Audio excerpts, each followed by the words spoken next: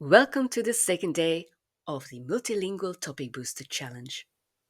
My topic today is driving in Scotland, and here are my 5 sentences in different languages. First, English. I prefer driving in the winter because the roads are much quieter than in the summer. You can drive for hours and rarely see another car in front of you. The car always has a snow shovel and blankets in the boot, just in case we get stuck in the snow. But most of all, I love the beautiful Scottish scenery while driving. And now in Dutch. Ik rijd liever in de winter, omdat de wegen dan veel rustiger zijn dan in de zomer.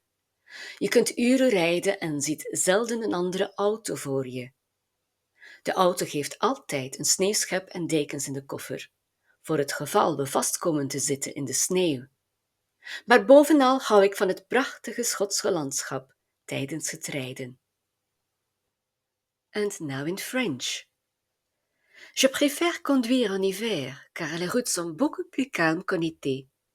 On peut conduire pendant des heures et voir rarement une autre voiture devant soi.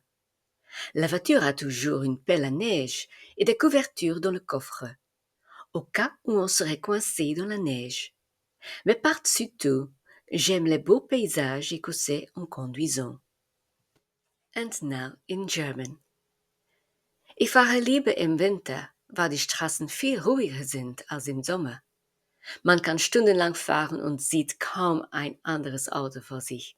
Im Kofferraum des Autos sind immer eine Schneeschaufel und Decken, falls wir im Schnee stecken bleiben. Aber vor allem liebe ich die wunderschöne schottische Landschaft während der Fahrt. And now it's your turn to tell us something about a topic of your choice in 5 sentences.